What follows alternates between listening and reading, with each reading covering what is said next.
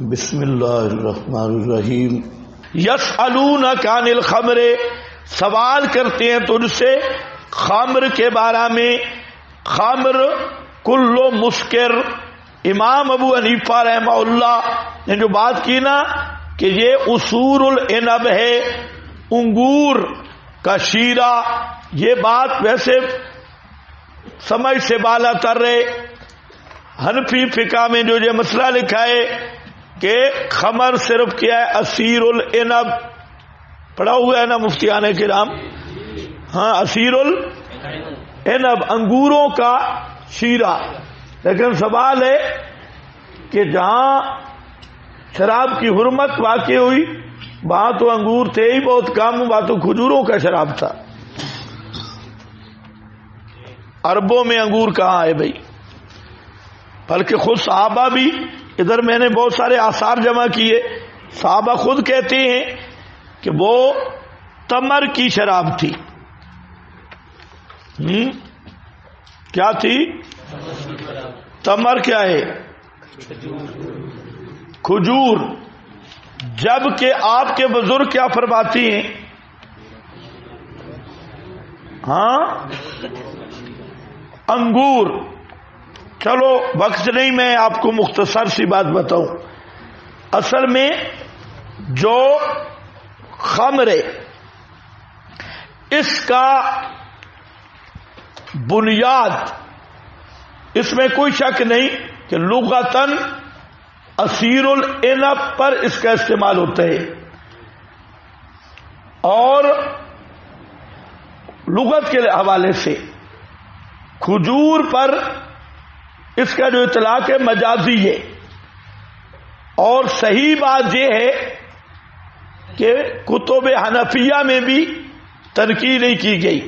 اصل بات یہ ہے کہ یہاں عموم مجاز مراد ہے۔ کیا ہے؟ عموم مجاز۔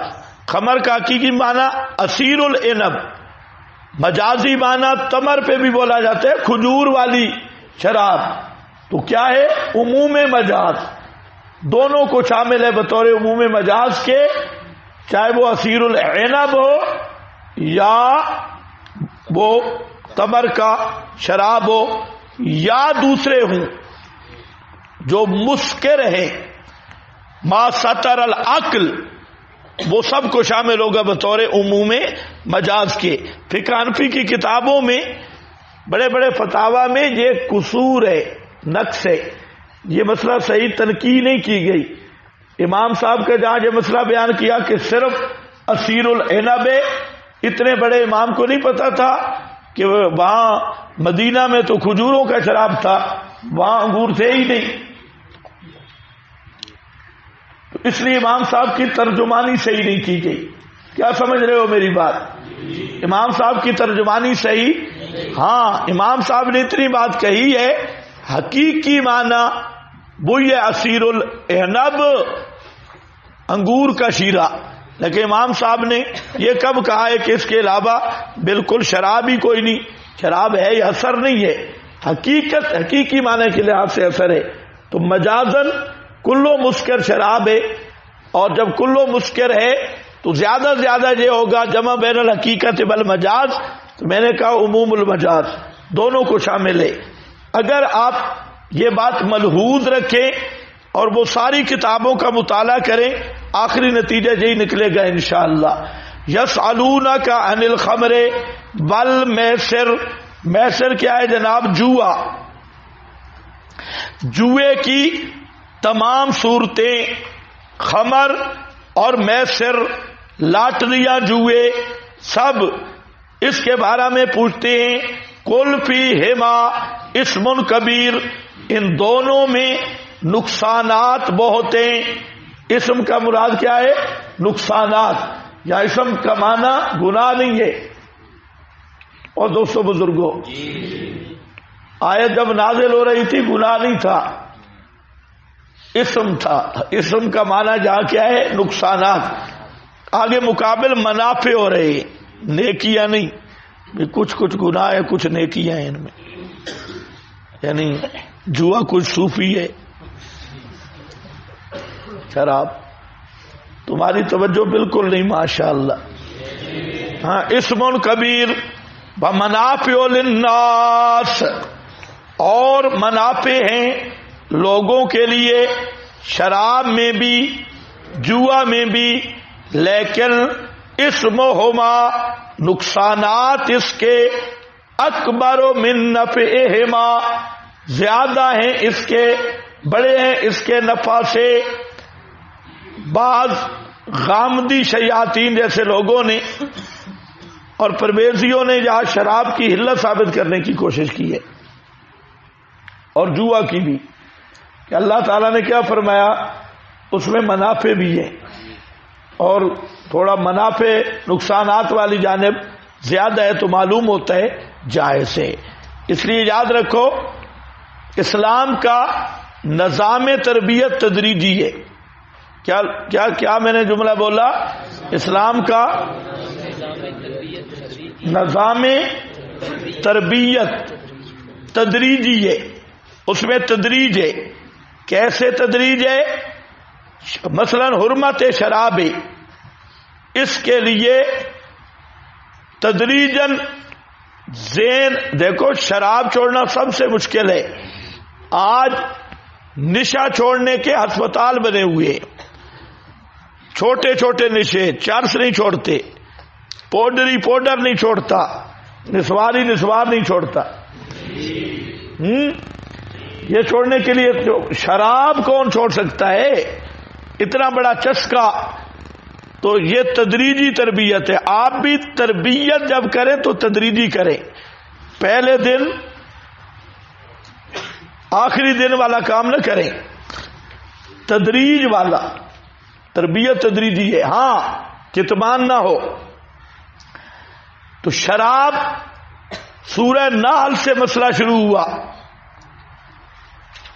اس میں بھی شراب اشارہ کیا. پھر یہاں آیا بقرہ میں، المائدہ میں جا کر پکی پابندی لگا دی. یسألونک عن الخمر بل، آگے رجسن، وہاں جا کے پابندی لگا دی. وہاں پکا، اور پابندی بھی ایسے کہ بت پرستی کے ساتھ اس کو شامل کیا، اور بابا بیٹھا بیٹھا سو رہا ہے. وَيَسْأَلُونَكَ مَاذَا يُنْفِقُونَ. مسئلہ اب ایک تمہید سمجھ لو، باقی آسان ہے. وہ شراب کی دو جہتیں آ گئیں. ایک جہت کہ اس میں کچھ نہ کچھ فائدے ہیں، مثلا غذا ہضم ہو جاتی ہے، سکون مل جاتا ہے، نیند شیند آ جاتی ہے، اور مفاد جگر گردے معدہ ختم کر دیتی ہے. جگر بھی، معدہ بھی، گردے بھی اس سے ختم ہو جاتی ہیں. اور اسی طرح اور بہت ساری بیماریاں ہیں. اب یورپ بھی اس پر متفق ہے.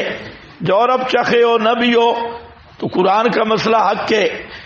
اسی طرح جوا ہے، جوئے میں بسا اوقات آدمی 5 منٹ میں کروڑ پتی بن جاتا ہے، اور بعض اوقات زنانی بھی بیچ کے واپس آتا ہے، وہ بھی جوئے میں دے کے آتا ہے. تو کچھ نفع اور کچھ نقصانات یہ ہیں ذو جہتیں.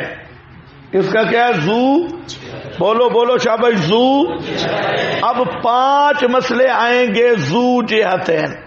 جہاں شروع ہو گئے جس طرح شراب اور جوئے میں 2 جہتیں نفع نقصان کی، تو 5 مسائل اس پہ متفرع ہوں گے ذو جہتین. پہلا مسئلہ ہے ذو جہتین، یہی شراب والا. دوسرا مسئلہ ہے یسألونک ماذا ينفقون، ما قدرہ، کتنا خرچ کریں. فرمایا جھلی کے کل الافوا، اصل معنی اس کا یہی ہے، جھلی کے ہیں افوا زائد ما فضل من حوائجکم، جو تمہاری ضرورتوں سے زائد مال ہے اس کو خرچ کرو. کذالک یبین اللہ، اسی طرح اللہ کھولتا ہے واسطے تمہارے احکام، لعلکم، تاکہ تم تتفکرون، غور و فکر کرو.